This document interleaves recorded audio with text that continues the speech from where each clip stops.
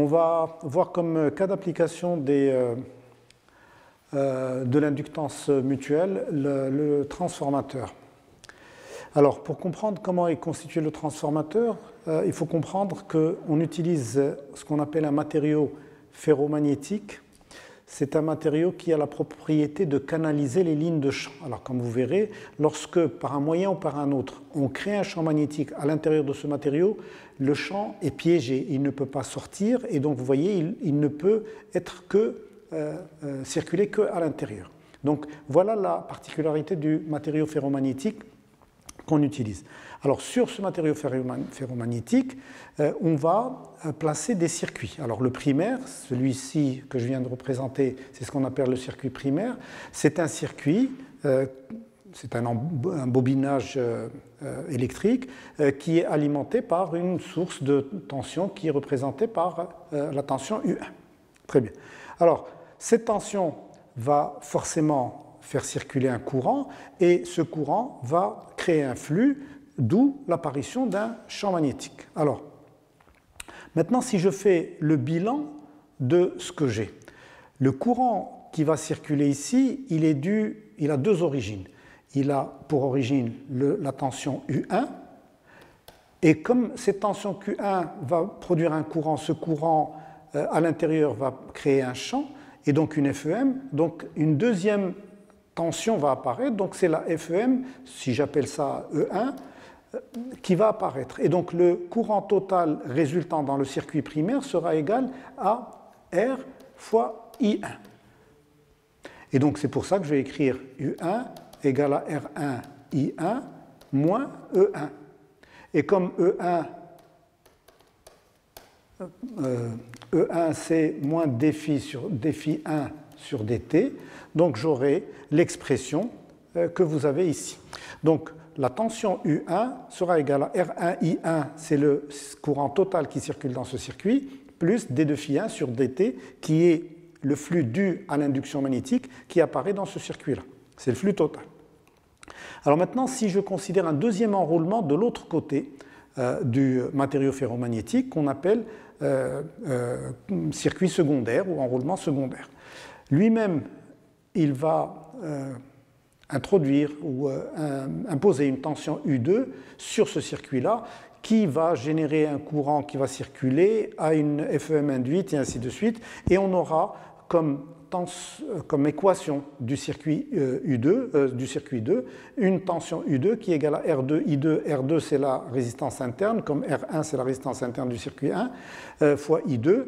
I2 étant le courant total circulant dans ce circuit, et la FEM induite d de φ2 sur dt. Très bien. Alors, ce qu'il faut comprendre, c'est qu'on s'arrange généralement pour que le circuit soit le moins résistif possible. Donc, les résistances internes sont très faibles, de façon à ce qu'on puisse les négliger. Donc, je vais mettre R1 égale à R2, très peu différent de 0, de façon à pouvoir négliger la contribution de la résistance ou les pertes dues aux résistances internes. Et du coup, si je prends l'équation 1, elle sera égale à d de φ1 sur dt, l'équation 2, d de φ2 sur dt. Et là, je voudrais quand même insister, et c'est ce que je vais rajouter là, quand vous faites φ1, c'est le flux total à travers le circuit 1. Alors, ce flux, il vaut quoi? Il vaut le flux propre, φ1,1, plus le flux d'induction dû au circuit 2 sur le circuit 1. Et donc, c'est φ2,1. Que vaut φ1,1? C'est L1, I1, plus le flux du circuit 2 sur le circuit 1, c'est M2,1, I2. C'est donc l'effet du courant I2 qui produit un champ B2 qui va agir sur le circuit I1. Donc voilà l'expression de φ1.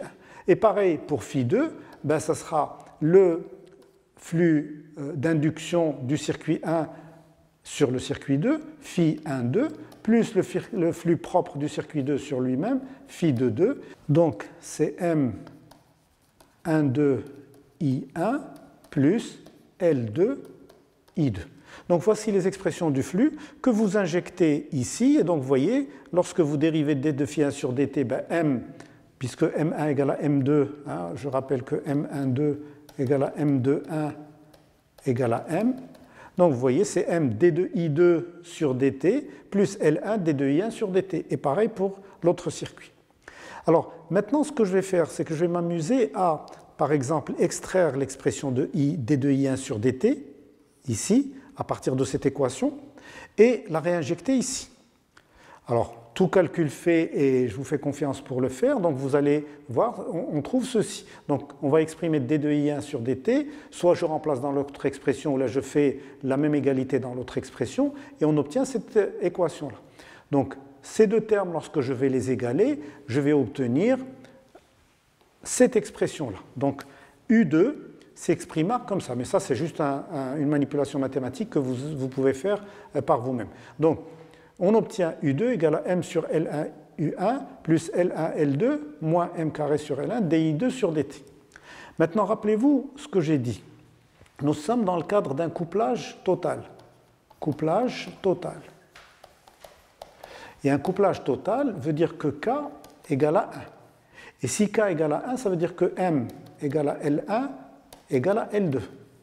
Et donc, vous voyez que ici, L1 L2 moins M carré, ben, ce sera égal à 0. Et donc finalement, ce qui va nous rester, c'est que U2 sera égal à M sur L1, M sur L1 tout simplement. Très bien. Alors maintenant, regardez ce qu'on va faire. On va considérer que, et je vais faire une petite représentation, on va considérer que, donc les bobinages, je vais faire un schéma plus simple que ce que j'ai dans le premier schéma. Donc, je vais considérer le circuit 1 comme étant celui-ci. Donc, c'est le bobinage avec la tension U2, et donc le circuit le courant, pardon, I1. Et je vais considérer le circuit 2 qui est celui-ci. Alors, ça, c'est la tension U2. Et surtout, ce qu'on nous dit là, c'est que les bobinages, le nombre de spires qu'il y a, sont les suivants. Donc, N1 dans le circuit 1 et N2, c'est le nombre de spires qu'il y a dans chacun des circuits. Mais surtout, ce qui est important, c'est que je vais me placer dans le cas du fonctionnement à vide. Qu'est-ce que ça veut dire fonctionnement à vide? Ça veut dire que le deuxième circuit ici du transformateur est ouvert de façon à ce que I2 soit nul. Donc le circuit il reste ouvert. Très bien. Alors maintenant, appliquons ça à ce que nous avons vu. Donc si je recalcule le flux Φ1, rappelez-vous c'est Φ11 plus Φ12, donc c'est Φ11 L1 I1, mais Φ12, il est nul parce que I2 est nul. Et de même, Φ2, qu'est-ce qu'il vaut? Il vaut Φ22, il est nul parce que le courant est ouvert, mais il subit l'action du premier circuit, et donc c'est MI1. Donc les deux flux sont les suivants. Le matériau ferromagnétique qui est là, on va supposer que c'est comme ça, dit l'épaisseur d'ILO. Et donc vous voyez que les spires que vous allez avoir ici et là sont les mêmes. Donc si vous prenez une spire ici et une spire là, elles ont la même section. Donc si c'est le même champ magnétique qui circule là-dedans, ça veut dire que le flux que je vais avoir ici et le flux que je vais avoir là est le même pour une spire. Et donc vous voyez bien que ce que je vais écrire là, le flux total à travers le circuit 1, c'est N1 fois le flux à travers une spire, puisqu'il y a N1 spire. Et la même chose pour le circuit 2, le flux total à travers le circuit 2, ce sera N2 fois le flux d'une spire. Je répète que le flux d'une spire est le même ici et là.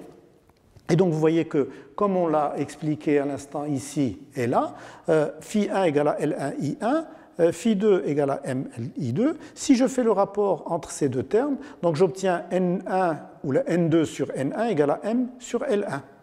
Et ceci me rappelle que M sur L1 n'est autre que U2 sur U1. Et donc je pourrais dire par la même occasion que N2 sur N1 égale à U2 sur U1. Alors c'est un résultat extrêmement intéressant parce que ça nous permet de montrer que le rapport des tensions qu'il y a entre le circuit primaire et le circuit secondaire est égal au nombre de spires, au rapport du nombre de spires entre les deux circuits. Et ceci explique la notion de transformateur. Quand vous prenez un transformateur, vous lui donnez en entrée, par exemple, une tension, allez, on va dire 220 volts, et il vous permet en sortie d'avoir du 110 volts. C'est ce qu'on faisait il y a un certain temps quand les équipements électroménagers fonctionnaient sur du 110 et que le secteur avait du 220. Ou inversement, quand on avait du 110 sur le secteur et que les équipements avaient besoin de plus d'énergie, donc ça nous permettait de donner plus d'énergie à partir de moins d'énergie ou l'inverse.